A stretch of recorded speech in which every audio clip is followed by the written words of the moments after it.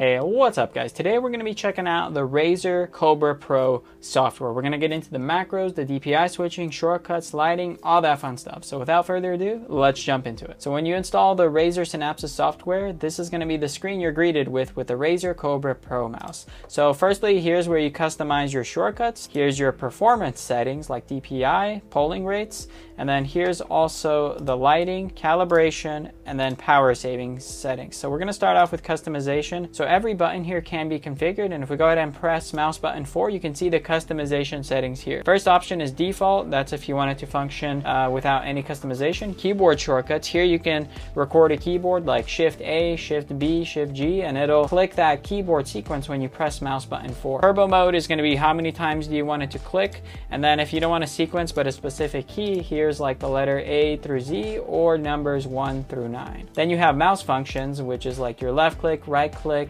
scroll up, scroll down. Here you have sensitivity. These stages are basically tied to this right here. So stage 1 through 5. This is going to be your DPI settings. And if I go back over here, you can see that you have a few different options on how you want the stages to adjust. Now the next option is enter device. This is if you have two Razer products like a keyboard and a mouse. You can hold shift on the keyboard and then click with the mouse, and that can register a whole different key sequence that you set it to. Switch profile is going to be straightforward. You go on the 3 dots here and you can go ahead and click add a new profile.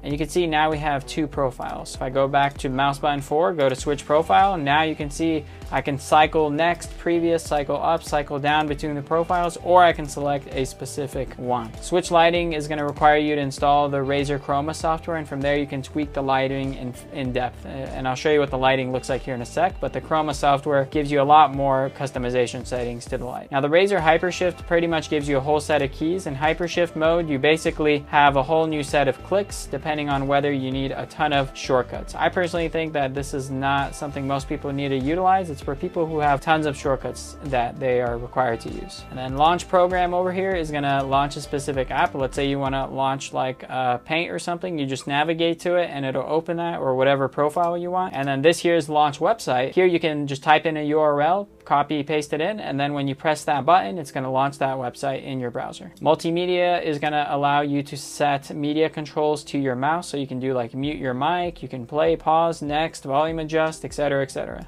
Windows shortcuts are going to be some of the more utilitarian window keys like launch calculator, notepad. You can do copy, paste, cut. Text function is going to allow you to type in some text here, and then you save it, and then basically when you push that key, it's going to paste that text inside. And the next is disable, and this will disable the button completely. Now this mouse also can do onboard profiles, which means you don't have to be at your computer to have all the shortcuts saved. The settings are saved inside of the mouse and you can travel with it without losing your settings. So in order to do that, all you do is you just drag a profile to a specific dot like the red one, and now that's saved to the mouse. And then on the back of the mouse, you're going to have a profile switch button, and that's going to allow you to switch between your computer profiles or the ones that are built into the onboard memory of the mouse. Now if I click on the performance tab, you can see that this is where you can configure some of the DPI settings as well as polling rates. So firstly, polling rates, I'd recommend keeping this at the top. It'll make your mouse much smoother and it's not going to be skipping any beats. Now the stages, you can have up to 5 stages, and if you think that's too much, you can just have 2 if you're like an FPS gamer. You can have like your regular mode and then your sniper mode, and that way you don't get confused by toggling between 5 settings. So the preference is up to you. And then what I love about this mouse is you can also adjust the sensitivity of the x-axis and y-axis. How sensitive is it when you aim to the left or the right versus up and down? So this is going to be great if you find yourself scrolling up very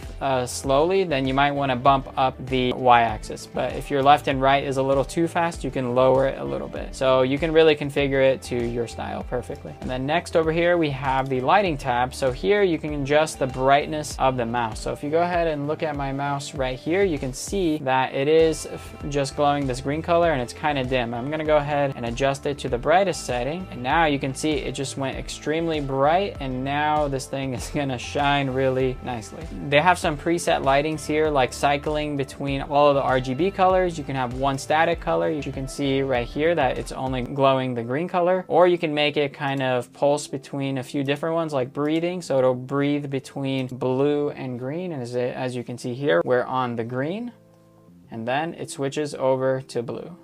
And then you also have smart dimming, which says after 3 seconds, your mouse is gonna dim to like 25%. That way, if you're using it wirelessly, it's not gonna drain your battery too fast. And then if we go over to calibration, this is where if you have a specific mouse pad size, you can configure the mouse to work only within a certain area. You can see where the liftoff distance is along with the landing distance. These settings are probably more for advanced players. For me personally, I found that it worked perfectly out of the box like this. But if you're someone who can utilize these, you can customize the settings over here. Power mode is going to be a power savings setting. So enter sleep mode if idle for 5 minutes. So the mouse is going to pretty much power off here. And then low power mode is when your mouse consumes less power after it reaches a certain battery percentage level. So maybe once your battery hits 5%, it's going to perform slower, but it's still usable. But because it's performing slower and laggier, you're going to know that you need to charge it soon without it just going out on you. So this mouse is going to be great for FPS gamers or people who are trying to improve their productivity. If you're someone who can utilize these shortcuts, then I would highly recommend this mouse. Razer is known for making high quality products with really good software. If you're interested in seeing the full review of this mouse, be sure to click the video right here. And with that being said, thanks for watching this video. I'll see you in the next one. Peace.